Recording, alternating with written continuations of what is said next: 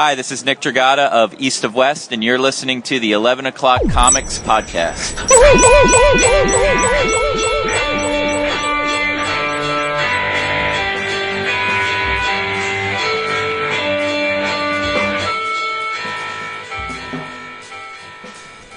We just had to ask him back. Was that your fault, Amp, or did I suggest it?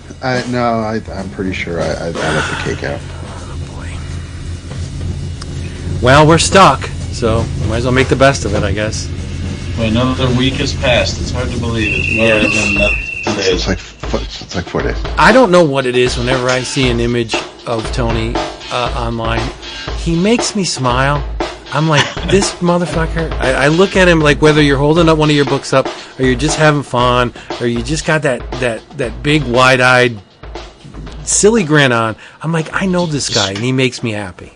Describe me like I'm a special needs child. No, you're adorable blanket. Oh my god! Stop. He's not special. Well, I guess he is special needs. He is. Yeah. Do you look at him out there succeeding, making his way? He's going to visit you at the Shriners. I think that's what I say. The only way Tony could ever be better is if he wore a fez. Oh, well, that's not going to happen. I'm going to have to get a full hair transplant. But this is good. Why, you're not losing your hair, are you? It's all gone, buddy. Really? So we're in the same boat? That's why I wear this hat. Oh, I just thought you liked hats. No. I'm one of those. I'm a shame hat kind of guy. Oh. You know who has hair but wears a hat? Scotty Young. Yeah, crazy. Oh, it's bullshit. Yeah. This is not bullshit because it's 11 O'Clock Comics, episode 913, and I am the almost hairless Vince B. Ooh. Almost. Well. I'm David A. Price. In case he's washing the car. There you go. In case you didn't know, Jason is still on assignment. When will he be back? We don't know. Let's do an over-under. I say 6 weeks? I don't know. Mm-hmm. But in lieu of Jason, we got the better thing, and that is our boo, Tony Fleecs. We don't even need to introduce him at this point. He's family. You've heard him on here a million times a couple of days ago. Tony Fleecs. I'm back. Yes. Happy to be back. Thank you for having me back. Still a weird week, but we're moving on, you know? Yes. Well, I don't know if you remember way back when, after maybe your first time on the show, and we said to you, you know what, you can always come back. Like, that wasn't bullshit. We were totally serious because you just seem to, I don't know, have the right kind of madness that works for this place. Yeah. Yeah, good fit. I think so. I've been told that I've left a job after 3 years and had the person in charge say, yeah, I could tell it wasn't a good fit. I'm like, what? I spent 3 years doing your shit. How is it not a good fit? Whatever. But you know what is a good fit? If you're looking for omnibus editions, trade paperbacks, manga, graphic novels, all that pretentious stuff. If you're looking for comics that are bound, all you have to do is go to cheapgraphicnovels.com because they have everything you want at the price you want to pay. Shit's going up all over the place. I looked at shipping. I had to send a box that weighed less than a half a pound, and the prices for shipping were ridiculous. And so everything's going up. But not at cheapgraphicnovels.com. Prices are going down. And after you place your first order, just to tie it all into shipping, I had an agenda. Tell Max that 11 O'Clock Comics sent you, and he will gift you free shipping on your second order. That's a big boon. It's a very important get. So cheapgraphicnovels.com. Those omnibuses, those hardcovers. Right, yeah. The shit's expensive. They're heavy. Right? Well, they might as well be weightless because you're not going to pay to ship them. That's when you order. CheapGraphicNovels.com. Max is the best. Love them. Yes. Yeah. Fun times. I'm almost done with the Cyberforce. I got the first Cyberforce collection. Yeah. It's so much fun reliving those books. I saw they're running another Kickstarter right now for, what is it, Another Darkness? Oh They yeah. rank up those omnibuses. There's like Witchblade. They're on like the third or fourth Witchblade one. They're on the third Darkness. I think they're all worth reading, but I didn't remember just how keyed into velocity the origin of Cyberforce was. Like, she's everywhere in like the first 4-6 issues. It's all about velocity. I was like, wow, this is an odd avenue, but I guess it worked. And they could tell I think they could tell they had a standout character there. The design was great. You know, when you think back on Cyberforce, you think of Ripclaw for sure, Velocity, in that order probably. Striker. Yeah. But the thing about Velocity, realistically proportioned. Yeah. Mm-hmm. She did not fit the image good girl / bad girl. It was she's very petite and very true to life. Supposed to be like, she wasn't Killjoy, right? Like Killjoy with the gazong, like, it's wow, but yeah. Or Danny from Next Men with the legs. Yeah, or Fairchild, Fairchild came later, but there was a mold established by early Image and a lot of them, and Eric was guilty too. Eric likes his women of a certain stripe, let's say. So yeah. Would you read that Savage Dragon? Yeah. Boy, oh boy, what is this guy up to? I don't know, but I know that it's all going to come to a head because I saw a cover. I saw a cover for a future issue in which everybody's versus Mickey Mouse. What a maniac. He is. He's crazy. The Mickey Mouse is like the least of it in this issue. Like, this shit is bonkers. Which one are you reading? I'm looking at 269. Okay. Nice. Okay. Yeah, so that's it's crazy but it's unfettered comic book making. Like, he's just doing whatever he wants to do. Like, Mickey Mouse just sticks his finger inside Maxine. Like, okay. Crazy. It's almost like I had that idea. If I was there, I probably would have not done that, but I would have thought about doing it because it's illegal to do it, Uh-huh. Yeah. These web witches who shoot webs out of their machines. Do you remember there was an Avatar character that had the same power? I think they were also called Web Witch. Well, this is not a recent development in Savage Dragon. These characters have been around a long time. But nuts. I would say they predate Avatar. Really? Yes. They've been around a while. Did Larson start going crazy like this? Was it happening at the very beginning? I feel like this is in the last 10 years. No, he's always been crazy. Remember Heavy Flow? The fat woman with the period that just blasted her enemies with menstrual discharge? Like, okay. That's... Yeah. I love Eric. If you can't have fun making your comic for 30 fucking years, what's the point? Yeah. Right? Yeah, I'd love to know with him, though. I would like to see you take a similar journey with Farrell. No, Jesus. I can tell you that I won't. I can almost guarantee that Web Witch will not show up in the pages of Farrell. Why not? Some sort of web cat flopping around.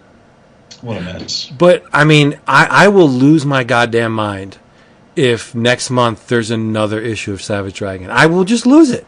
Because I can't... Huh? He's really cranking. He is. He's on the grind. But, and it's the art is not suffering. No. So, that the claw is doing some magic. But... you will hear me wherever you are. If we get 4 consecutive months with 4 consecutive Savage Dragon issues, I'll just be a steaming pile of ash at that point. That Mickey Mouse is what he was waiting for to get him off of the... he was uninspired, and he was just waiting for Mickey Mouse to come into the public domain so that... I think Eric takes current events very strongly. Yeah. Because the book has always been motivated by the political uncorrectness of the world. Like when Trump won, Malcolm went to Canada. I mean, so and there were issues that were very praising to Obama, and then before that there was other political situations that he played up. Like, so he has his eye on current events that he kind of works into Savage Dragon, but I don't know, maybe he just took a look out the window and said, why am I doing this?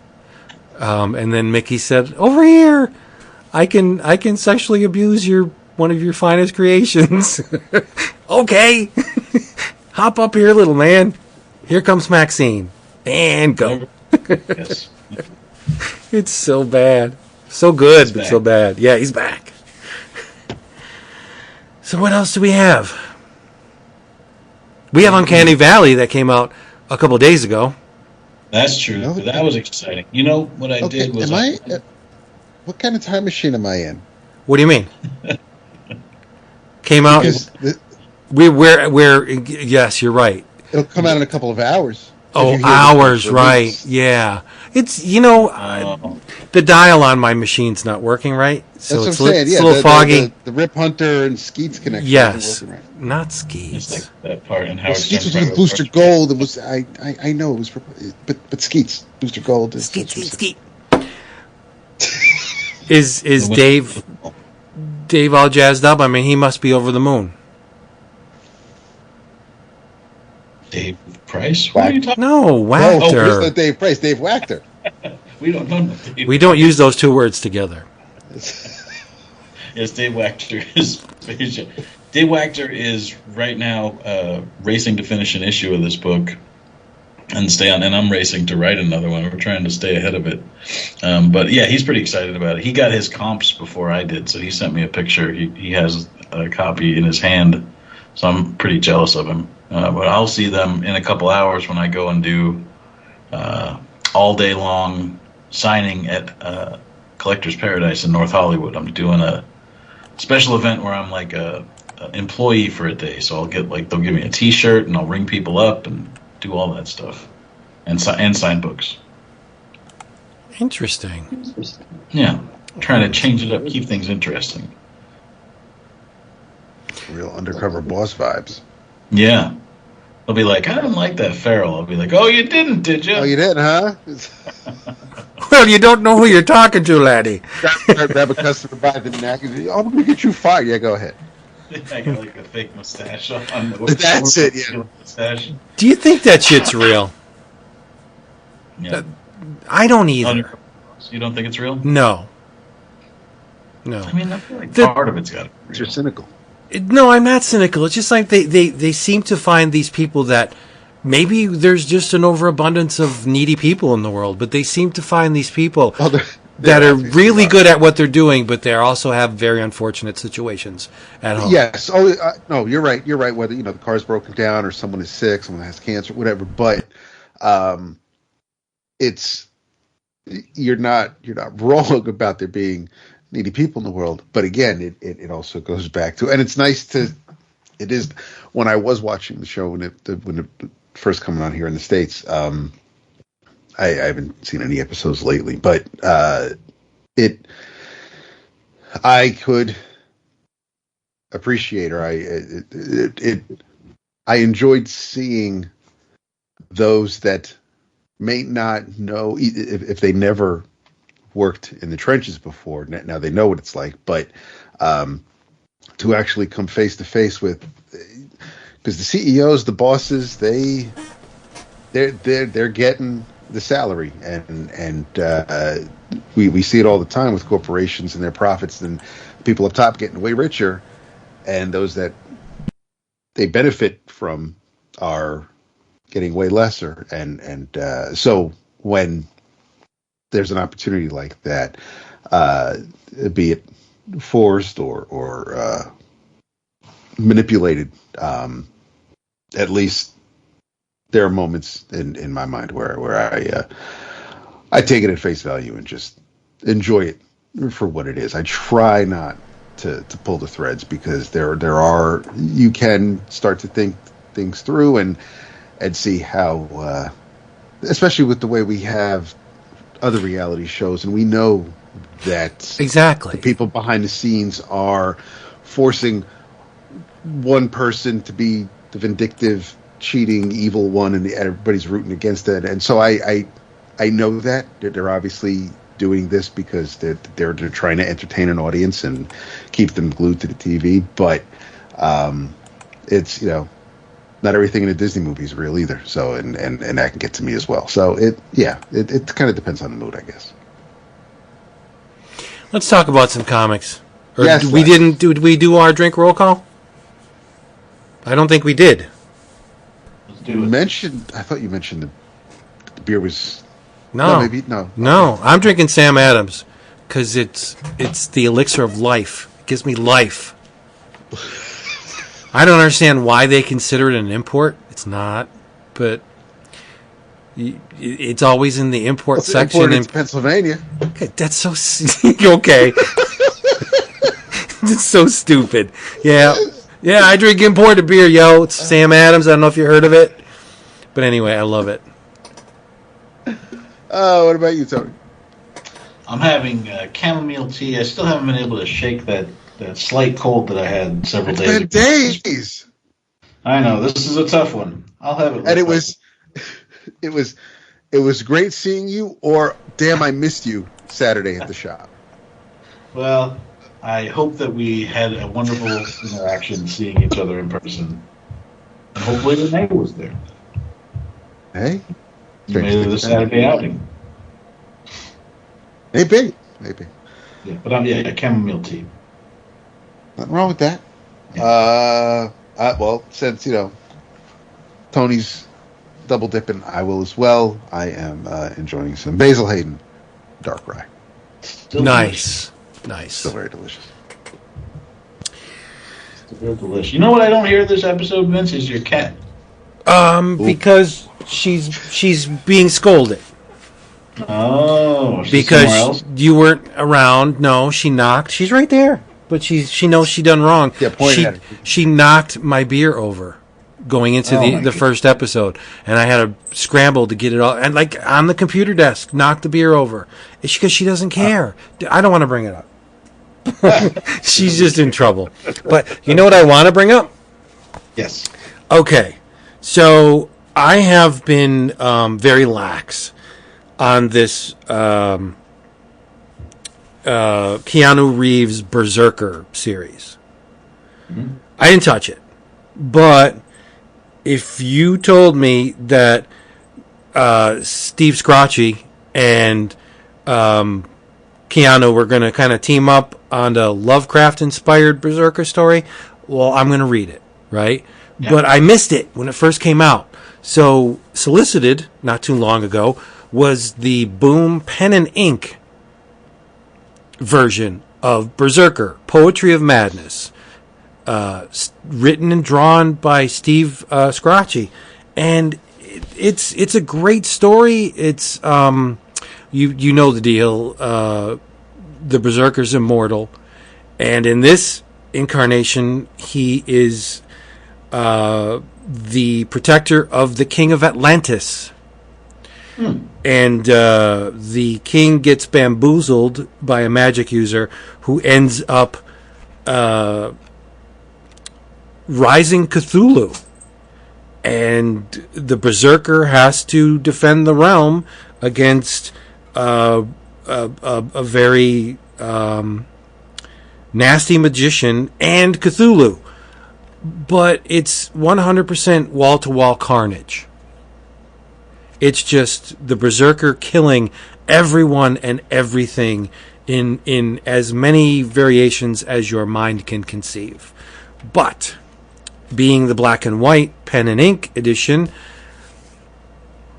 I found it a bit hard to decipher.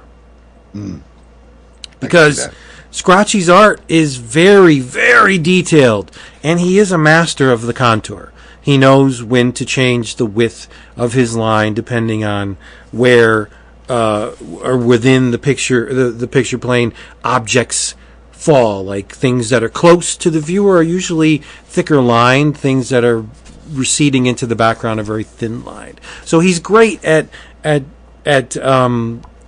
delineating objects. But Steve doesn't use a whole lot of really dark blacks. Not a lot. So a lot of the detail in this, with the massive carnage of the Berserker lopping off heads, punching through people's chests, limbs are separated from torsos aplenty. It wasn't until the color, I saw it in color, which is, what's the name of the collection, David? Bloodlines. And I was like, oh, damn. I think Skroce needs or benefits from Dave Stewart, an excellent colorist, that can translate effectively his shapes and what's going on. Because black and white, it looks very good.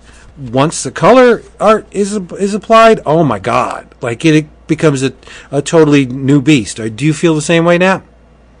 Absolutely. Yeah, especially when you have rivers of blood. That's the thing. I mean, if it was, and yeah, we've read black and white.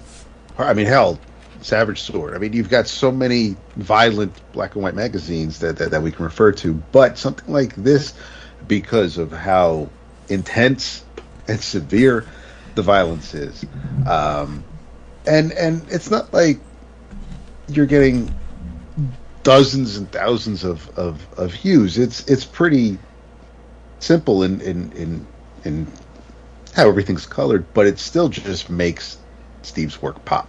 And I think that's the deal. Skroce went in knowing that this was going to be in color. So he allowed the color artist room to do what they do, right? Within the confines of shapes, Skroce doesn't go too crazy with the noodling. Like a lot of his shapes are they're barren, and so he allows the colorist to do what they do. One of the good things about this pen and ink edition is it's annotated. Oh, nice. There's a running commentary by Steve. I did not know that Steve was a storyboard artist for the majority of the Wachowski. Oh, no. I thought, of course you did, for the Matrix comics as well. I didn't read any Matrix comics, did I? No. I don't know if you did. I finally have the collection, but I know that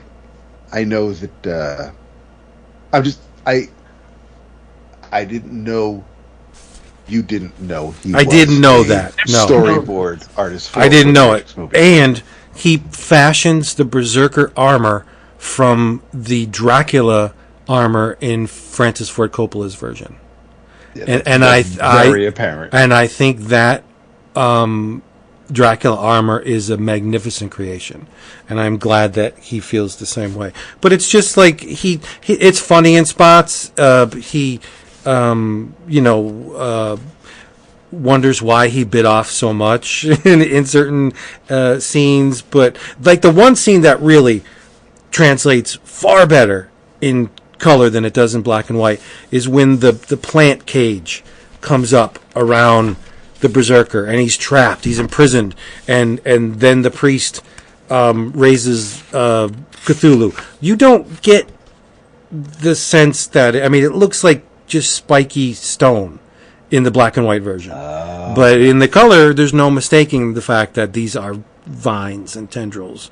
And I think it was a gamble to portray Cthulhu in this fashion because it is non-traditional Cthulhu. Tony, it doesn't have the beard tentacles. It's more of a plant-based, viney type Cthulhu. It's a risk. I think so. But I thought it was great. I'm still sitting here trying to drive back all the way to the beginning of Steve Skroce and the Wachowskis, because I feel like, did they work together at Marvel before The Matrix? That's the question mark. Do you know Steve? I do not know. He did a cover for Uncanny Valley, though. Because I'm wondering if you know something about pronouncing his name, because I always thought it was Skroce. Like Jim Croce? Yeah. Well, I do not know. I'm just saying it the way that I say it. I figure if we both say it, one of us will be right. That will cover the bases. That's awesome.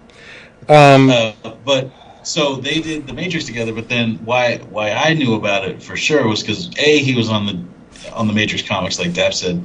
But then when the Wachowskis did Early Man Publishing, they did his book and they did Jeff Darrow's book, both of them whom had worked on the Matrixes. That's what that comic book company was about. Was they were like, we like these guys' comics. We like their work. We're going to make their comics. As far as I know, and I haven't, and like I said, I haven't looked into the collection, so I don't know if there's anything as far as back matter goes. But according to the Matrix Wiki, Steve was a conceptual designer and storyboard artist for actually all 4 movies, even Resurrections. So yeah, and he's a member of the Matrix crew, which I'm guessing so is I'm sure Jeff is as well, but I'm guessing that's just the founding members from the whole thing. And yeah, I have a feeling it was it was initially maybe just a job that, just being a storyboard artist for the Wachowskis, and then friendship blossomed from that. But I don't know what the connection might have been beforehand. Him on the show. Love to hear what that guy said. Steve or Keanu? Well, either way. Yes. Yeah, that'd be fun. See, we get together to talk about this book. I until Reddit, I didn't think there was anyone that found displeasure in Keanu Reeves, but apparently there's a bunch of people on Reddit. People are assholes. Yeah. Zionist, like whatever. Yeah. I don't know what to tell you. What's your favorite Keanu? Bill and Ted. I like him. That. I like him in Parenthood. Oh wow, yeah, I forgot he was in Parenthood. His boyfriend. That's right. Not River Phoenix. Joaquin Phoenix was like Martha Plimpton's little brother, and he was jacking off all the time. Wait, wasn't that My Own Private Idaho? No, that was River Phoenix. Oh, okay, yeah. Gotcha. Sorry. It was a Phoenix. But how, it makes me chuckle a little bit that Keanu comes to comics and his sequential art placeholder is an unstoppable, immortal killing machine. So it's like, yeah. I think we kind of saw that in the movies, but I'll have more of it. It's cool. Sure, yeah. For me, it's if it. I want to say The Matrix just by default. I really, really, well, I don't want to say I really, really like it because it's so fucking dark. I thought it was great in River's Edge. I am a little surprised Vince didn't say Bram Stoker's Dracula. No, I don't think he was very good in that. Oh no, okay. No, he was okay. But you're right. Yeah, look at the rest of the cast. Come on. But as far as being a fish out of water, stuck in an unwinnable situation, okay, he was fine, right? But yeah. To tell you the truth, I think The Matrix 1 is almost perfect. Yeah, I agree. And then the franchise squandered whatever goodwill they had with 2, and they totally burned it to the ground with 3. I at the end of the first Matrix movie, I thought, oh, damn, we are going to get superheroes in the next Matrix. They're just going to be, they could do anything. We're going to be like fucking the Avengers. It's going to be amazing. And then Matrix 2 came out, and we spend like a half an hour on a stretch of road. Like they were having a rave. The rave is the worst. Don't bring that up. I'll still find things to enjoy in the second and third movie. And it's whether it's, a lot of it may also have something to do with the soundtrack, but there are moments that I can appreciate, especially when Smith is on screen. I really, really, I don't know what the consensus is. Whether I don't remember how many people yayed or nayed it, but I did like Resurrections. I did like the fourth movie because it I haven't seen it. Was familiar. It actually it kind of felt more like a sequel, the sequel that we should have gotten after all these years between the first and the fourth one. If we didn't have 2 and 3, obviously they wouldn't have had as much of a story to tell with the fourth one. But the fourth one does rely so much on the first and plays homage to a lot of it. But I don't think you'll. I mean, you sat through the second and third. I don't think you'll hate the fourth one, Vince. But I mean, again, you can't go home again. And yes, sure. Every once in a while, I'll still pop in the first one just because I enjoy it so much. I'm very annoyed that I didn't see the fourth one in theaters because I feel like, I mean, that's how messed up those other 2 movies were. Where another Matrix came out, and I was just like, I don't have time, But now, I feel like if I'm watching it at home, I'm not getting the full, I'm not getting the full Matrix out of it. But also, was it what? Was it a COVID movie? Did it come out at the same time that we weren't going to theaters at all? Yeah, I think it was on Max. I think it premiered on Max the same way like Dune did. I think I might be mistaken, but I'm pretty sure it did. And then actually, I think last month or earlier this year, I was just doing something around the house, cleaning shit around the living room and whatnot, and it came up on the Hulu front page, and I was like, "Fuck it," you know what? I just let it play. Hell yeah! I'm far more likely to go to the theater if the movie is like 30 or 40 years old than as opposed to a new release. Like, I have no interest in new movies by and large, but if you say, oh yeah, they're bringing the Warriors or Conan down to the cheap cinema, I'll go to see, or the drive-in, I'll go to see a movie I love on the big screen far quicker, almost exclusively than new movies. I really don't care. I would argue then that you're not going to love any new movies then if you get introduced to them just on TV. Well, I mean, yeah, but the chances are good I probably won't. You know what I saw that I know you'll enjoy? What's that? Immaculate with Sydney Sweeney. Oh, nice. Nutsploitation. Oh. It's a fun giallo. It's there's a couple times they pull punches, but a lot of it they do not pull punches. There's no way to advertise something as like this is a giallo movie because people don't know what the fuck that is. Right. And it's not like a turn on for most film goers, but boy, oh boy, when I saw what they were doing, I was like, oh shit! I can't wait to. I think you're doing me a disservice when you say I won't like movies. I like plenty of movies that I see on TV. I don't have to see them on the big screen. Right. Yeah. I want to see Late Night with the Devil. Like, I'll watch that on TV. I'm good. I just missed that last night. My boys went, and I was home nursing my cold. They said it was good though. I think it's on Shudder. I believe it is. Yeah. So why would you go somewhere to see it? Yeah, popcorn. Yeah, sure. Yeah. You get like a full dinner if you go to some movie theaters, but yeah. Stop. He said it so matter-of-factly. Think of popcorn. Like, why else would you go? They have popcorn, and I promise I won't check my phone the whole time. That's how I awesome. And you have a friend that always reaches to the bottom of the bucket. That's right. There you go. So what else? Let's talk about some comics. What else do we have? What do you have, Tony? You have anything you've been reading that's just setting your world on fire? Let me see. I haven't finished reading it yet, but I started reading it, and the artwork really impressed me. And it's a new company, so I'm going to tell you guys about it. It's from Magma Comix. Hot Magma. It just came out this week. It's Magma Publishing is all my homies from IDW.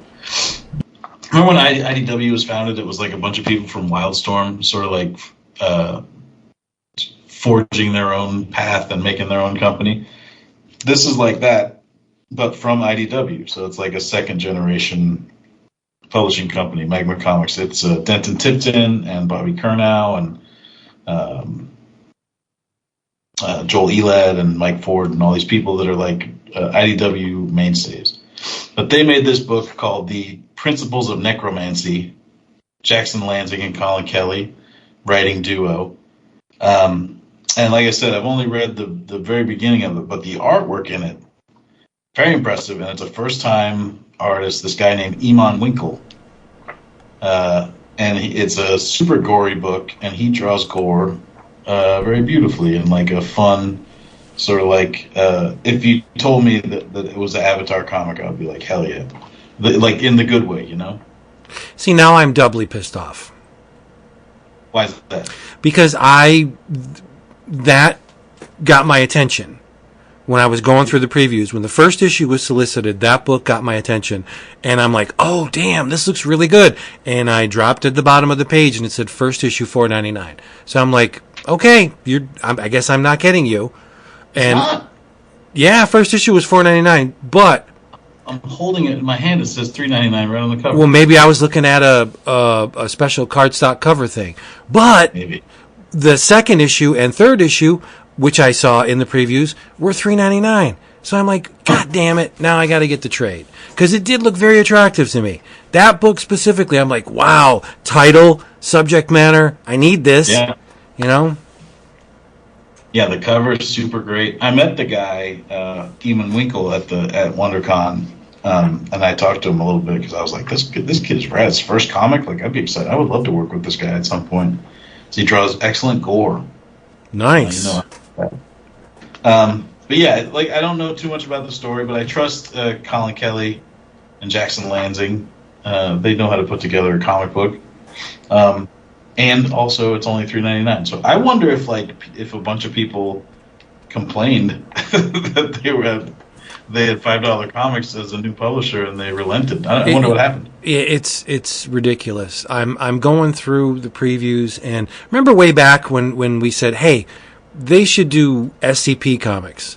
I'm like, okay, cool. So there's a publisher out there that's actually doing an SCP comic. But for a 24-page comic, it's $9.99. I'm like, what are you doing? Who's going to buy this fucking thing? Nobody's going to buy it.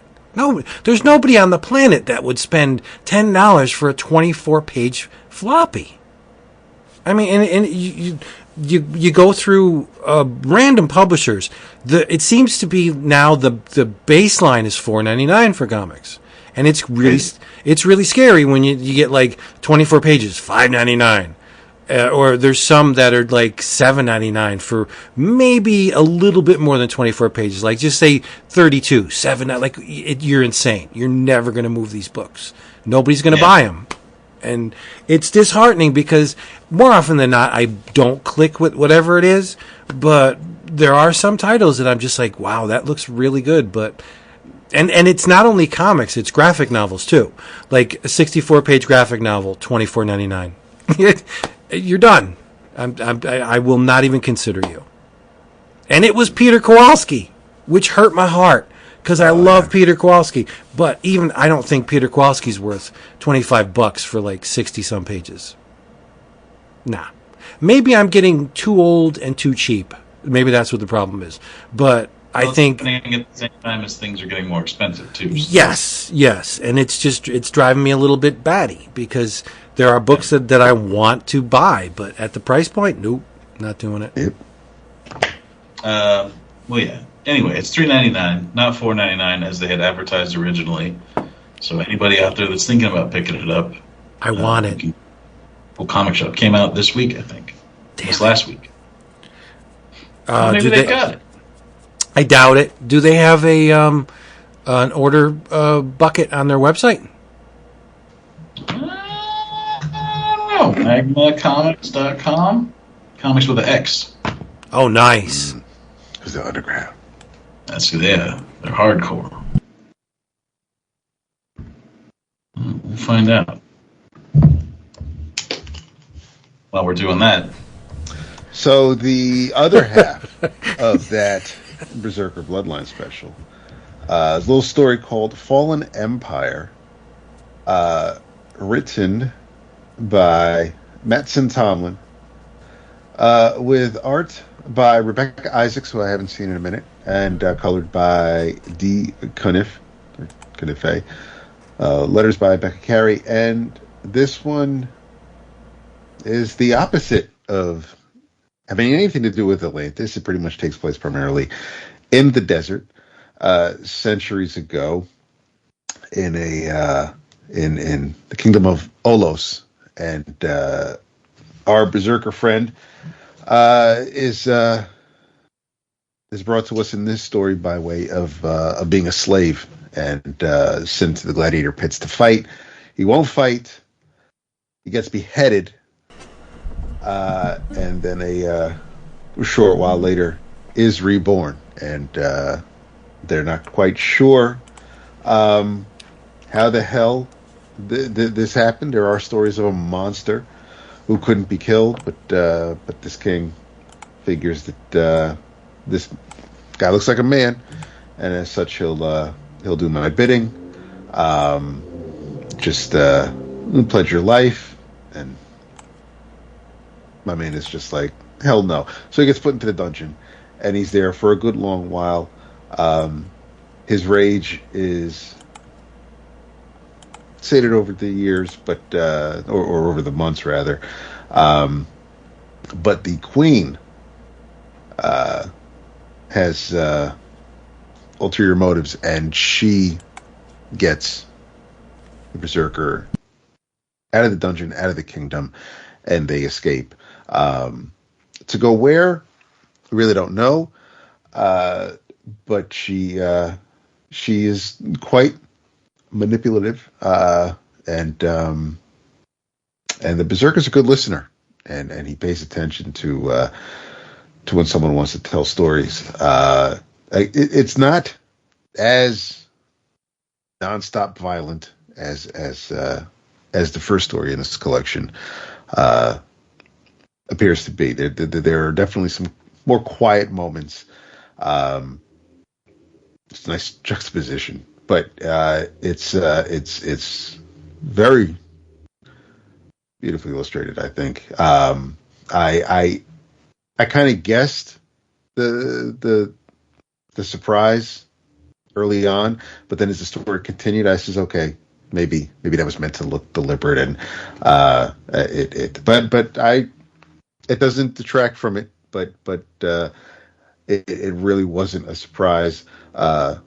Again, it's a revenge tale, and there's nothing wrong with that. It's well done. Like I said, it is the second of the Berserker 2023 specials, which is why it's in a collection like this. And the collection also includes some variant covers and whatnot. But I thought, even if you've never read, because I did read the first couple of issues of Berserker, and then I just went away. If you're not reading the regular series, which I think there's 3 trades now, there's still something just to get from these 2 stories, especially if you're a fan of Lovecraft. But I thought they were just nice little breaks from anything else that we've been reading, whether it's the Energon universe or anything from anybody that we're currently reading. It was not saying it was a palate cleanser, but they were a nice break from the usual. There you go, Tony. Did you find out that they have a web order system? You can't buy it on their website, but I did get to the bottom of it. The A cover's $3.99. The B cover's $4.99. Oh, they're doing that DC cardstock crap. Okay, yeah. Mm-hmm. Yeah, because the A cover it does feel like self-cover. But I know you hate that. I don't like self-cover, but if it's $3.99, fine. Yeah, you got to expect that. There's not many Todd McFarlanes out there, right? That's true. No. Few of us are, You will be soon. One of these days. Just remember your friends. I'm just saying. How could I forget?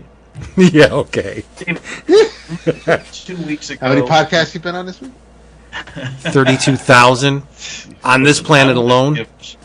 I know this is unprecedented, but you guys might enjoy hearing about this. I went on this podcast called the Comics and Chronic Podcast, where it's these 3 guys that are high. It's like this, except the guys are just lit. And is it on YouTube? Is it a video podcast? I don't think they're on YouTube. Oh, okay. All right. No, you go look. I just listened to the audio version because they interviewed me, and then the 2 following weeks they read Stray Dogs and then they read Local Man. And so I was like, well, I got to listen to these high son of a bitches read my comics. It was just delightful. I mean, obviously I was interested from jump because they were, talking about my stuff, but I loved hearing them just giggle and joke and have, say hysterical things. It was great. Comics and Chronic podcast, highly recommended. Nice. Listen to it after you listen to this. The Chronic is not a bad idea at this point. Yeah. It is not. Do instead of the drink roll call, do the dank roll call. Oh. It would be better for our constitutions and our waistlines. Probably. This is true. Yeah. Got to give you a tip of the hat, though. I didn't finish it, but I started the Local Man Bad Girl special. Uh-huh. I thought it was good. Well, foolish me. Okay, it's on me. I thought it was going to be like a Babe Watch, just a slight, just a titillating tie-in, but it's not. It actually has weight. It's crazy. Yeah, it's important content. Yes, it does.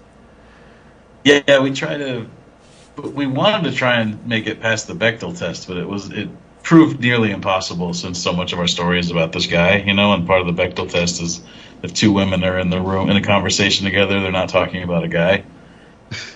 So we didn't pass that part of it, but I think we passed a few other good chunks of it. But yeah, we wanted to make something that was equal parts Bad Girl comic and Local Man comic, that still felt. Can you hear this ice cream truck? It's like they're circling my. It's beautiful. It is. Or deadly, depending on who's driving it. Yeah. Yeah. But so that you didn't answer my questions when I texted you and I said, "Hey, I'm reading this Tim Seeley / Kill Your Idols one-shot thing," which felt it's from the Image anthology, the same way that Dutch was. All right. So that's why I've never seen it, because I didn't buy into the Image anthology. But it feels a lot like Local Man. Maybe, it could have been around the same time that we were making early Local Man that he was working on that. I know it was sort of like during while we were making that they were putting together that Image anthology stuff. Okay. So, but have you read it?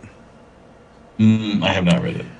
You remember the whole, of course you do, Rub the Blood with the whole Cabot and the reviving dead superheroes. Well, one called the Blue Coat comes back to life and he triggers Cassie's serial killer sense because he's returning to life and he killed someone. So they have explored all of the avenues of the serial killer, and now her and Vlad were just sitting around looking for something to do, and this guy comes on the scene. And you got Super Patriots in it, Cabot. So it's like it's a feel-good 90s Image tie-in book, but by way of hack slash, which is Local Man in a sense, right? Where you're using these concepts and characters that we love from the 90s Image books, but it's a totally new thing. Yes, Seeley, when he puts out so much work and is so prolific that once he gets in a lane, he will just crank and do shit like that. Like he did this thing you're talking about. He did Local Man. He did Forge of Destiny. No, what's the Patton Oswalt Minor Threats? He did the alternates of Minor Threats, which is like another take on 90s Image and Vertigo comics. And then I was like, when we were planning Bad Girls, I was like, let's do it as a swimsuit issue. Every page is a pinup, but we actually tell a story through it. And he was like, oh, I'm already doing that with the Chaos thing. And I was like, you are doing every 90s thing at the same time. He really cranks out a lot of work, that guy. Yeah. Local Man's the one we make together. I think I'm going to be late on issue 10.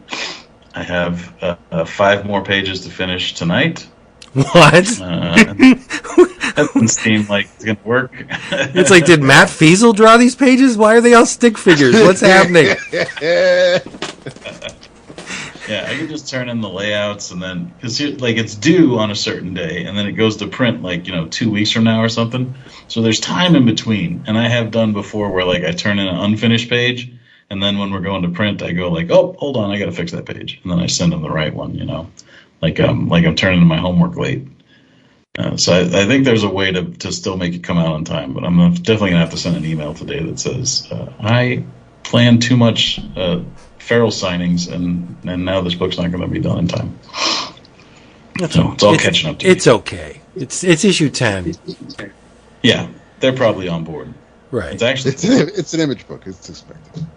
well, that's the Unless you're out watching most image thing we could do is just not finish it.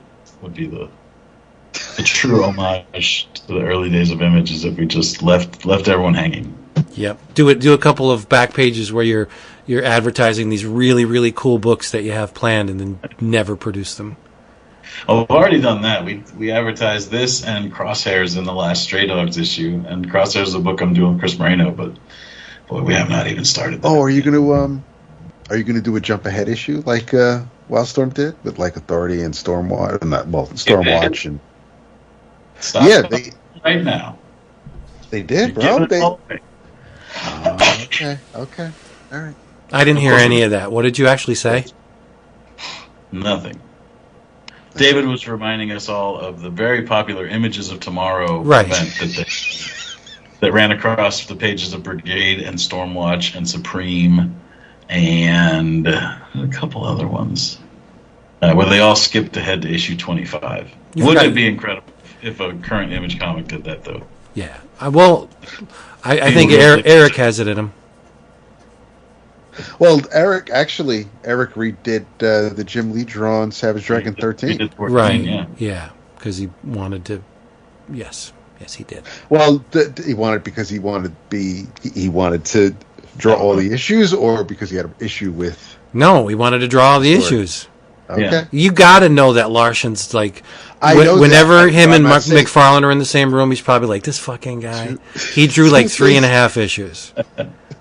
Two things can be true at the same time. I'm still waiting to see what that. Remember that Kirkman comic that just is supposed to be like from the future or whatever? Blood. What? Scorn. Yes. Remember it was Kirkman and like Brian Otley. And it was just like a single issue that came out, and it was on newsprint. And it was called like Blood Scorn. It came out like probably 4 years ago. Not to be confused with the Capullo drawn thing that Vince reminded me of recently. Haunt. Yes. Yeah. Yeah. Who is... Well, I told you, Haunt is front and center in the new extended Spawn universe. Hell yeah. Right. Yeah, He's a member of the Scorched. Yeah. All right, everybody. Hey, thank you for being here with us. We love you so much. Do yourself a favor and come back next time. But before you do that, check out our sponsor, cheapgraphicnovels.com. Get omnibus editions, trade paperbacks, manga, OGNs at a fraction of that number that's printed on the back. You'll look at it and laugh. You'll point at it and say, ha ha. Because not only are you saving on the retail, you're also saving on shipping because you're not paying shipping on your second order. You will get an email receipt from your order, and you're going to reply to that saying 11 o'clock comics sent me, and you're going to get free shipping on your next order.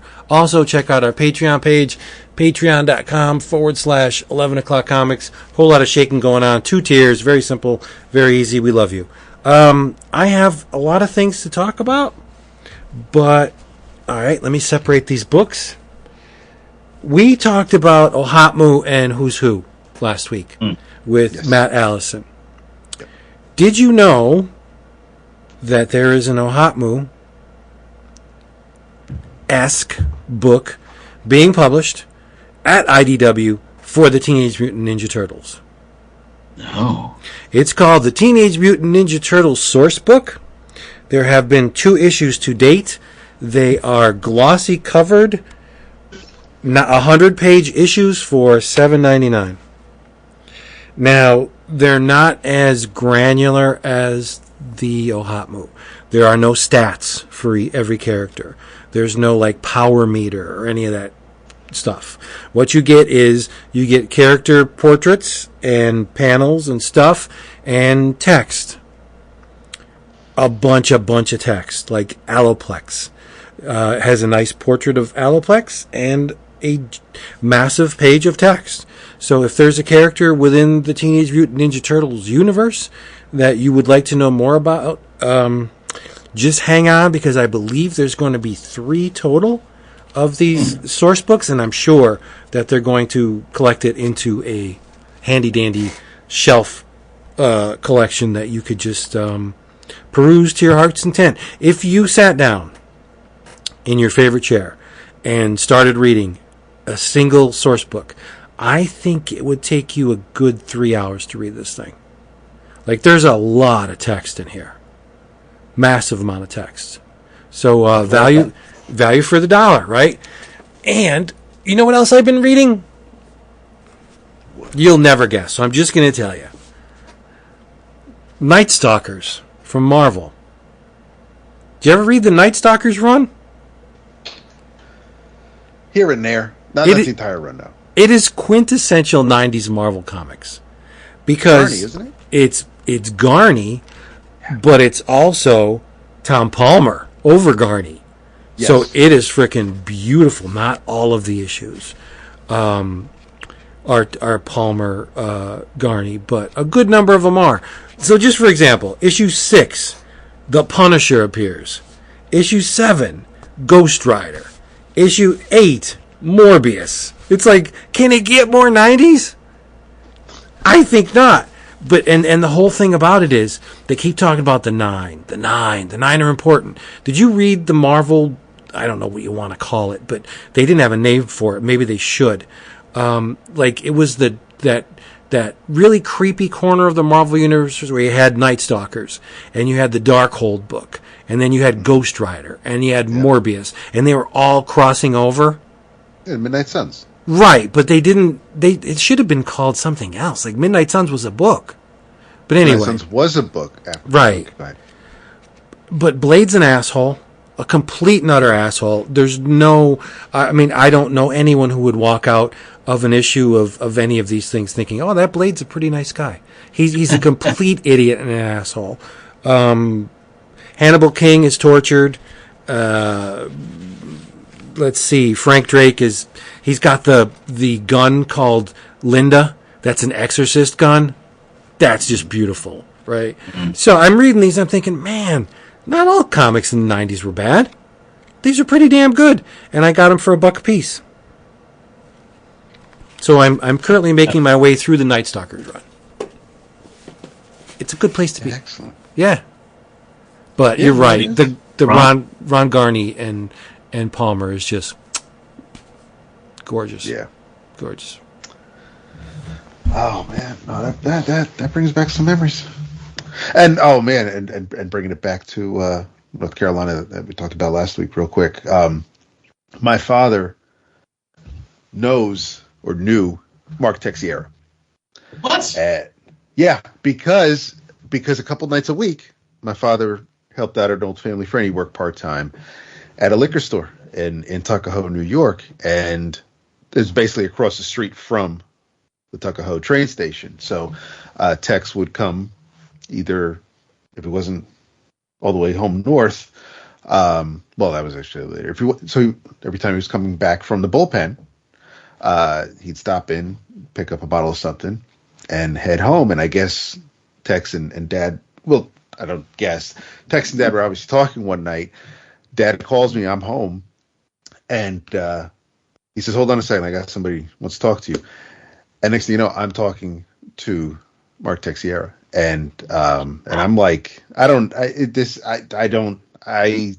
I was driving yet. So I mean, this is how long, and of course I embarrassed myself and probably him because I mentioned fucking Power Lords, but he ends up leaving my father some actual page-sized Xerox copies of a story that because I was talking about inking. So he says, I'll leave something so you can practice with. And it ends, and I had never seen this story before until maybe a year or so later, when it was finally published as the Frank Miller, John Romita Jr., Al Williamson, Daredevil Man Without Fear. And but yeah, so while we were down there, Dad actually asked about Tex, because we haven't seen Tex, I think, at a convince in a while. And I mentioned it. I says, we used to see Tex at the cons, but I haven't seen him lately, so I don't know if he still lives in New York. He lived upstate for a while, or if he and the wife, or if they're still together, if they moved somewhere else. But yeah, so that was a weird segue. So that'll be my Inner Travels then, because the book I wanted, the issue I wanted to talk about, I wanted to give it some time, because I absolutely loved it. Caleb knows what I'm talking about, but in your travels, just make good memories with those you love. How about that? Nice. Boy, I don't know if I can do better than that. Probably not. Yeah, my stack of comics here is just like all half read or just thumbed through. I got I've been collecting stuff at all these signings and conventions I've been at, but nothing really gets read anymore. I just work. So yeah, make time to tell the people that mean something to you that they're important to you this week. Nice. Next time you see Agnes, you say, I have a buddy who thinks you're very important. Yeah, you're very important to him. Yes. Those words exactly. She'll know who it is. I'm not being a pig. She's very important to me. Yeah, that's nice. Nice. So everybody, hey, go buy yourself some comics, read them, talk about them, come back here, talk about them again, and do yourself a favor and say good night.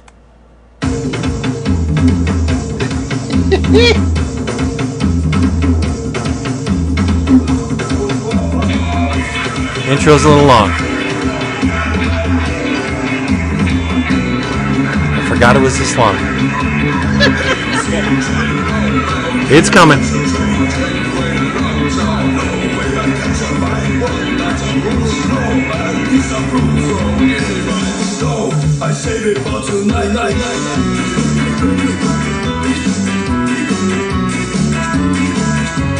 David, I'm sorry. That was far too long.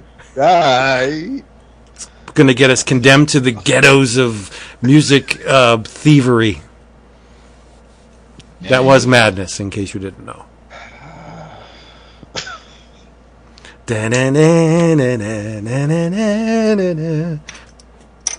Bottle caps on the floor.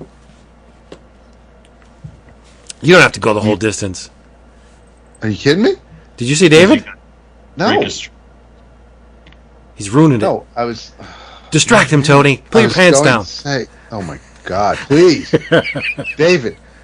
I was going to say, if we never have a music outro on the Friday show, we will at the show earlier in the week. Yeah, you know why? Because I'm dumb, and I remember to cue it up in between. Yes.